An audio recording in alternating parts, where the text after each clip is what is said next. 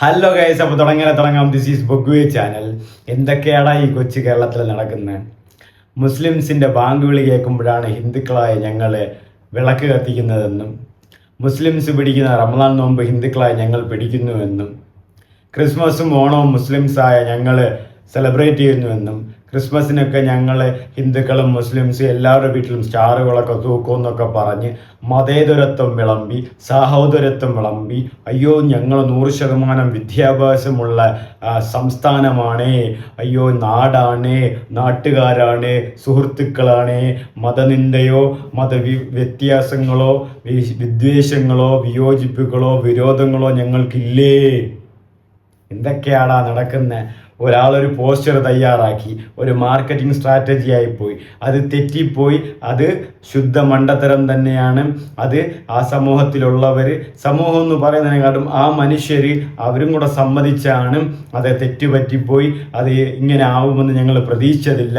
ഇതിന് കലാപമുണ്ടാക്കാനോ ലഹള ഉണ്ടാക്കാനോ ആരുടെയും മതങ്ങളെ വ്രണപ്പെടുത്താനോ ചെയ്തതല്ല എന്നവർ സത്യവാങ്മൂലവും അവർ പൊതുമാപ്പും ചെയ്തതാണ്.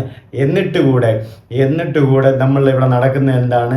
അത് ഒരാൾ തെറ്റ് ചെയ്തു, അയാൾ മാപ്പ് പറഞ്ഞ ആ കാര്യങ്ങൾ ഇപ്പോഴേ കളഞ്ഞില്ലെങ്കിൽ അവസാനം പെടാൻ പോകുന്ന നമ്മൾ തന്നെ ആയിരിക്കും. അതിൽ വേറെ സംശയമൊന്നുമില്ല. ദൈവം അവസാനം ജയിക്കും. മനുഷ്യന്മാർ ഈ ലോകത്ത് തമ്മിൽ തല്ലിച്ചാവും. ഇത് എന്നാണ് നടക്കാൻ പോകുന്നത്? അതാണ് ഇപ്പോൾ നടന്നുകൊണ്ടിരിക്കുന്നത്. ഇൻസ്റ്റയിലും യൂട്യൂബിലും കാണുന്നതല്ല, ഫേസ്ബുക്കിൽ നിങ്ങൾ കാണണം.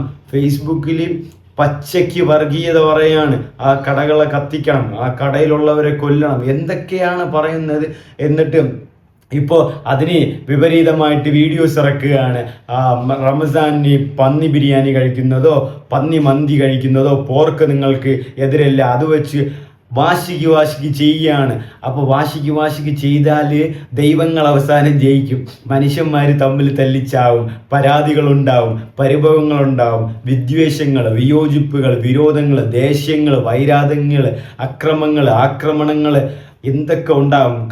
ലഹളകൾ, യുദ്ധങ്ങൾ, മതത്തെ ചൊല്ലിയുള്ള അടികൾ, തർക്കങ്ങൾ, വിശ്വാസത്തെ ചൊല്ലിയുള്ള അടികൾ, തർക്കങ്ങൾ, ആചാരങ്ങളെ ചൊല്ലിയുള്ള അടികൾ, തർക്കങ്ങൾ, എന്തൊക്കെ പ്രശ്നങ്ങളുണ്ടാകും. നമ്മളതൊന്നും കണ്ടില്ലെന്ന് നടിച്ചു വിട്ടാൽ നമ്മൾക്ക് എത്രയോ പ്രശ്നങ്ങളിൽ നിന്നാണ് നമ്മൾ രക്ഷ നേടാൻ പോകുന്നത്. നമ്മളെ ഭാവി സുരക്ഷിതമാവാൻ പോവുകയാണ്. ഇത് നിങ്ങളും ഒരാളൊരു തെറ്റ് ചെയ്തു, അയാൾ ആ തെറ്റ് ചെയ്തത് അയാളുടെ സമൂഹത്തിൽ, ഞാനിത് എടുത്തു പറയുന്നതിന് കാരണം ഇത്രയും കാര്യം ഇങ്ങനെ എടുത്തു പറഞ്ഞില്ലെങ്കിൽ അത് മനസ്സിലാകില്ലല്ലോ. മനസ്സിലാവാത്തൊരവസ്ഥയിലാണ് മനുഷ്യനിപ്പോൾ പോയിക്കൊണ്ടിരിക്കുന്നത്. ആ ഒരു സമൂഹത്തിലുള്ള ആ ഒരാൾ തുറന്നു പറയുകയാണ്, തെറ്റ് തന്നെയാണ്, തെറ്റ് ചെയ്ത് ഞാൻ അത് അറിഞ്ഞുകൊണ്ടല്ല, പറ്റിപ്പോയി, ഞാൻ എല്ലാവരോടും പൊതുമാപ്പ് പറഞ്ഞിട്ടും നിന്റെ വീട്ടിൽ പന്നിയുടെ ബിരിയാണി കൊണ്ടുവച്ചാൽ നീ കഴിക്കുമോടാ? റംസാൻ ഇപ്പോൾ പള്ളിയുടെ അടുത്ത് കള്ളു കൊണ്ടുവച്ചാൽ നീ സഹിക്കുമോടാ? മാറി പച്ചയ്ക്ക് വർഗീയത പറയുകയാണ്. ഒരാൾക്ക് പറ്റിപ്പോയ ഒരു അബദ്ധം, ഒരാൾ റോട്ടിൽ തുണിയുറിഞ്ഞ് നിന്നോ എന്ന് പറഞ്ഞ് നമ്മളും പോയി തുണിയുറിഞ്ഞ് നിൽക്കേണ്ട ആവശ്യമുണ്ടോ? ഒരാൾ റോട്ടിൽ പോയി എന്തെങ്കിലും ആവശ്യമില്ലാത്ത, നമ്മൾ വെറുതെ ലഹള ഉണ്ടായി ഇത് കൂട്ടുപിടിച്ച് പലരും, അതായത് നമ്മുടെ നാടിനെ കുട്ടിച്ചോറാക്കാൻ വേണ്ടി നമ്മുടെ നാട് എങ്ങനെ ആകണമെന്ന്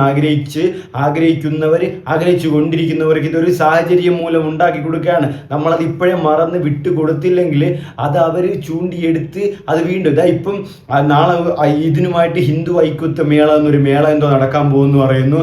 ഓരോരുത്തർ ആൾക്കാർക്കും പള്ളിയിലും അവിടെയൊക്കെ കള്ളും വെച്ച് അല്ലെങ്കിൽ പന്നി ബിരിയാണിയൊക്കെ വെച്ച് അതിലുള്ള പോസ്റ്ററൊക്കെ ഇറക്കുന്നു, മതവിദ്വേഷം വിളമ്പുന്നു, പച്ചയ്ക്ക് വർഗീയത പുലമ്പുന്നു.